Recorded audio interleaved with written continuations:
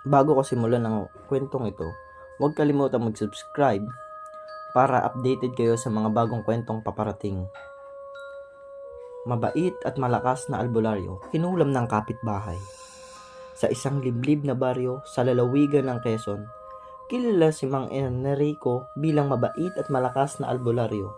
Sa tuwing may nilalagnat, sinusumpong ng matinding ubo o di kay nagkakasakit nang hindi maipaliwanag. Siya ang unang tinatakbuhan ng mga tao. Hindi siya naniningil kahit pa kadalasan ay mula pa sa kabilang baryo ang kanyang mga pasyente. Isang matandang lalaki si Mang Enrico. Ngunit kahit lampas 60 na ang edad ay matikas pa rin ang tindig at matalim ang mga mata. May tindig siyang kinakatakutan ng masasama at iginagalang naman ng mabubuti. Marami na siyang nailigtas na pasyente mula sa kung anong klaseng karamdaman, mga bukol na bigla na lang nawawala, sugat na hindi gumagaling. Ngunit nagsisimulang maghilom sa araw pa lamang ng paghilot niya. Ang bahay niya ay malapit sa gulod, medyo hiwalay sa ibang kabahayan. Ngunit may iisa siyang kapitbahay na halos katapat lang, si Aling Doray. Isang babaeng nasa edad 40 na tahimik at tila hindi nakakahilubilo sa mga tao.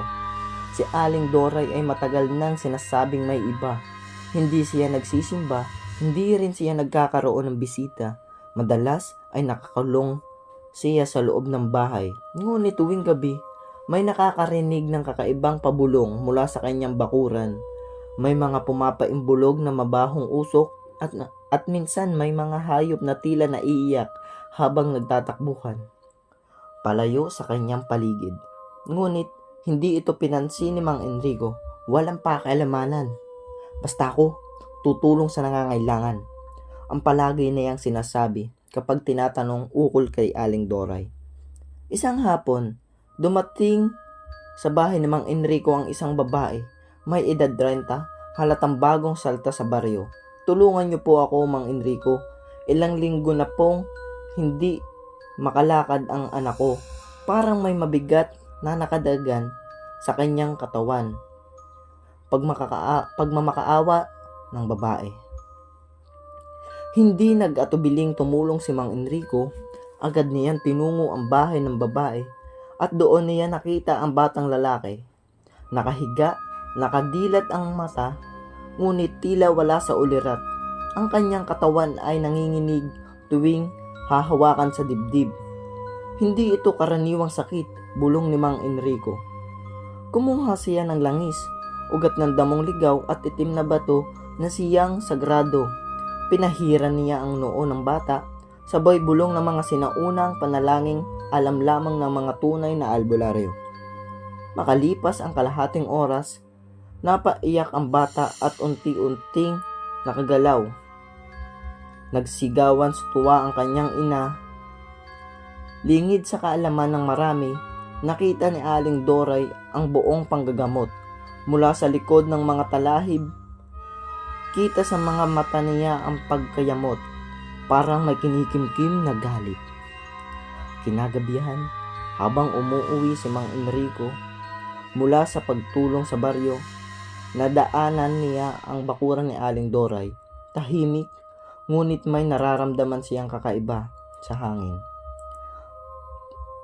Tila ba mainit kahit gabi. Amoy din itong maasim at mapait. Pagdating sa bahay, napansin niya tila may gasgas ang pinto niya. Hindi niya iyon pinansin. Pinakain niya ang kanyang alagang aso na si Bantay at saka nagpahinga. Kinabukasan, pagmulat ng mata, bigla siyang nakaramdam na matinding hilo. Umiikot ang paligid, bumangon siya ngunit nawalan siya ng balanse. Tumama ang sigo niya sa sahig. Bakit ganito? Bulong sa sarili. Nilakasan niya ang loob at tumayo. Pero anong hilot sa sarili? Kahit nawala ang hilo, sinusubukan niyang maglagay ng langis sa sentido. Ngunit walang epekto. Lumipas ang maghapon at lalong lumala ang kanyang pakaramdam. Tuwing nagsisimula siyang maghilot sa sarili, para bang may humahadlang sa lakas niya. May bigla na lamang sasakit sa batok niya, tapos may lalabas na pulang pantal sa balat na waring sinusunog. Lumapit sa kanya ang kanyang kaibigan si Mang Ben, isa ring albularyo mula sa kabilang baryo. Napansin nito ang itsura ni Mang Enrico. Namumutla, may pasa sa liig at nanginginig. Ang mga kamay, may gumagawa nito sa iyo, sabi ni Mang Ben, habang pinagmamasdan siya. Hindi ito sakit, kulam to, Rico. Napabuntong hininga si Mang Enrico. Alam ko, nararamdaman ko, pero hindi ko alam kung sino. Tahimik sa Mang Ben saglit. May isa lang akong hinala, yung kapitbahay mo. Si Doray? Tanong ni Mang Rico. Pero bakit niya gagalawin? Marami na siyang kinulam sa ibang lugar. Napapabalita rin yan dati sa Alabat. Baka nagseselos dahil marami kang natutulungan. Hindi na sumagot si Mang Enrico. Napatingin siya sa bintana at doon nakita niya ang isang itim na manok na nakatayo sa poste malapit sa bahay niya. Hindi kumibo ang manok, ngunit parang nakatitig ito diretso sa kanya. Nung gabi ring yun, nagpasya si Mang Enrico na magsagawa ng pagsusunog ng dahon ng sambong at banaba upang palayasin ang masamang mahika. Ngunit habang nagsisindi siya ng apoy sa kanyang altar, biglang sumabog ang kalan ng kusina. Napatumba siya at natalsikan ng apoy. Ang kanyang braso, narinig niya ang mahinang tawa mula sa labas. Isang babae tinig. At sa dilim ng gabi, habang nag-aapoy pa ang kalahating bahagi ng kusina, may nararamdaman siyang malamig na kamay na tila gumagapang mula sa kanyang likod papunta sa kanyang batok.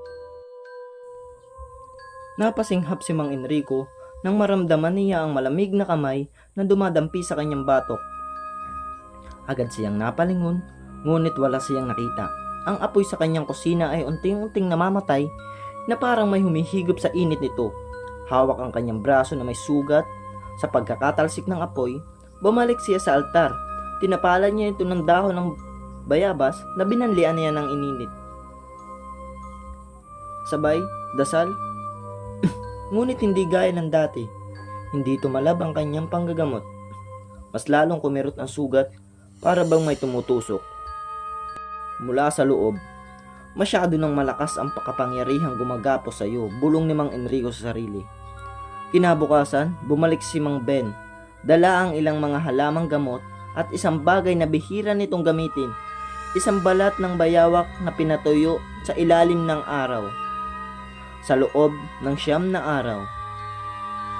Gamit pangontra sa mga kulam na may halong galit at inggit. Rico, kailangan mong magsagawa ng panangga. Pero hindi pwedeng basta-basta, sabi ni Mang Ben. Habang nilalagyan ng langis ang kanyang palad, may kondisyon, hindi ka pwedeng lumabas ng bahay hanggang hindi natatapos ang 3 gabi ng pagtatibay ng proteksyon. Kapag lumabas ka, babalak sa iyo ng mas malakas ang sumpa. Tumango si Mang Enrico. Sige, titiyakin kong hindi ako lalabas ng bahay. Gamit ang pinatuyong balat ng bayawak, inumpisahan ni Mang Ben ang ritual. Nagsunog sila ng tuyong kamangyan habang pinapaligiran si Mang Enrico ng pinaghalong durog na asin at tuyong balat ng sibuyas. Naglagay din sila ng pamigki sa kanyang baywang na may gawa ng hibla ng saging at abaka. Sa unang gabi ng ritual, nakaramdam ng pagbigat ng hangin sa loob ng bahay ni Mang Enrico. Napansin din ni Mang Ben na may mga insekto na biglaang naglabasan, mga gamagambang itim at malalaki na tila hindi karaniwan sa lugar. Gumapang ang ilan sa dingding at may isa pang muntik nang bumagsak sa kanyang ulo. Hindi ito ordinaryong panggagambala. Gusto niya sirain ang proteksyon natin, babala ni Mang Ben. Ngunit lumala ang mga kakaibang pangyayari sa bahay. Hindi natinag si Mang Enrico. Pinilit niyang manatili sa loob. Ang kanyang alaging sabantay ay tila aliligaga. Tahol ng tahol. Pinilit hinahanap.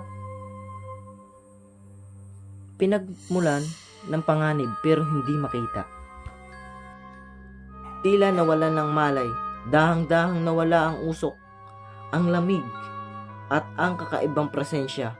Pagpikit ni Mang Enrico, ramdam niyang unting-unting bumabalik ang lakas ng kanyang katawan. Ang sakit sa kanyang batok ay naglaho, at ang mga pantal sa balat niya ay nagsimulang humilom. Hindi pa ito tapos, babala ni Mang Ben. Napigilan lang natin siya, pero alam kong may mas malaki pa siyang binabalak. Habang daang-daang sumisikat ang araw, tumingin si Mang Enrico sa katawan ni Aling Doray.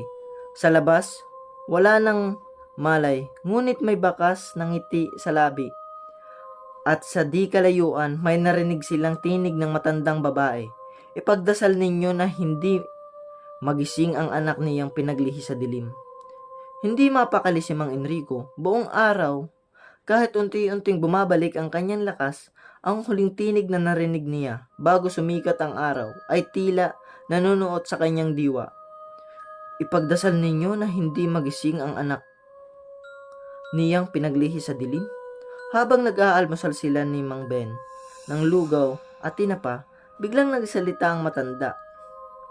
Hindi mo na dapat binilikan pa si Doray.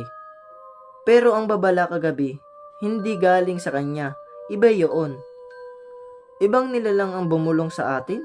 Napahinto sa pagsubo si Mang Enrico. Ibig mong sabihin, may mataas na kapangyarihan sa likod nito. Tumango si Mang Ben.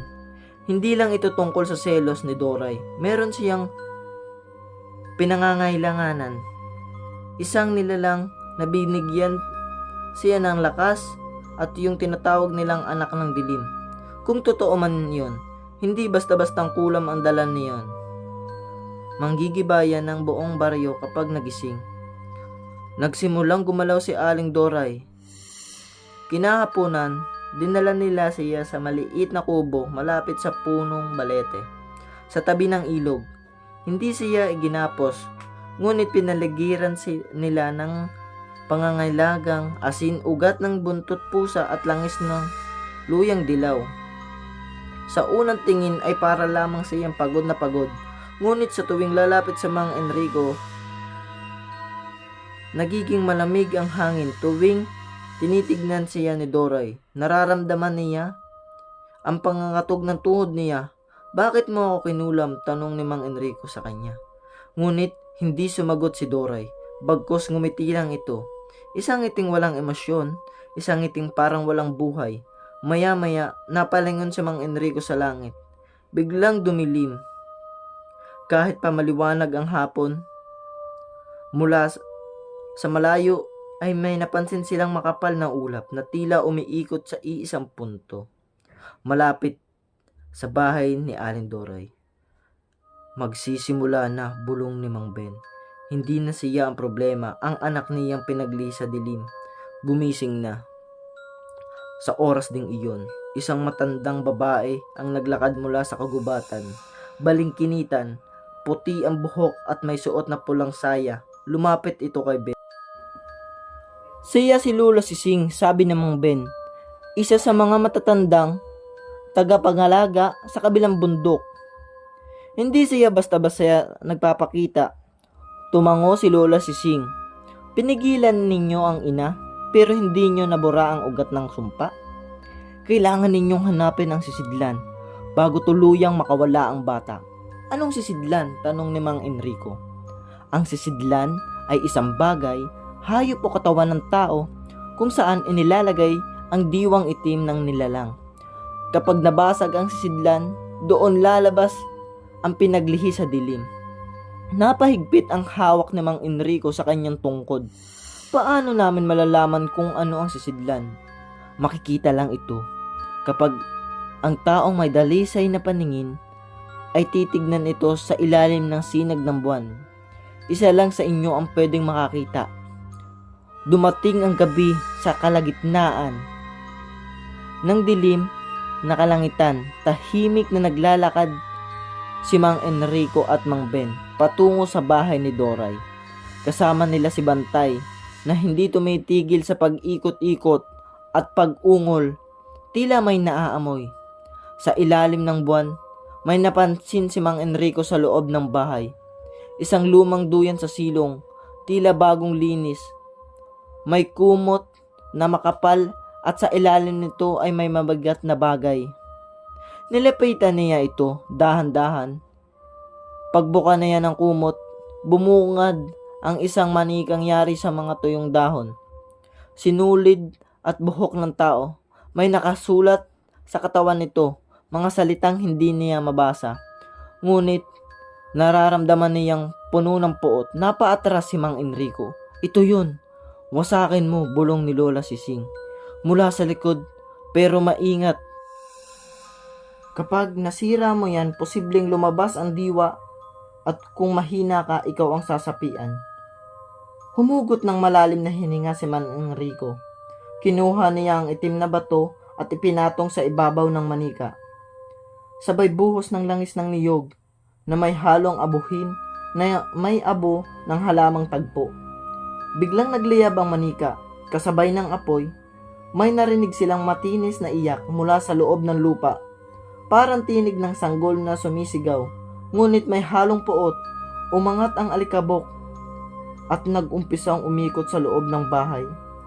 Hinawakan siya ng Mang Ben, huwag kang bibitaw, Rico. Pero biglang bumaloktot ang katawan ni Mang Enrico. Tumirik ang kanyang mga mata at napasigaw siya sa sakit. Bantay! Sigaw ni Mang Ben. Tumakbo ang aso at tumahol sa harap ng apoy.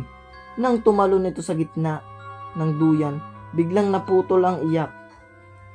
Tumigil ang hangin, bumagsak ang katawan ni Mang Rico. Nawalan ng malay, nagsindi ng halamang may langis si Lola Sising at binasa ng tubig ulan ang katawan ng albularyo.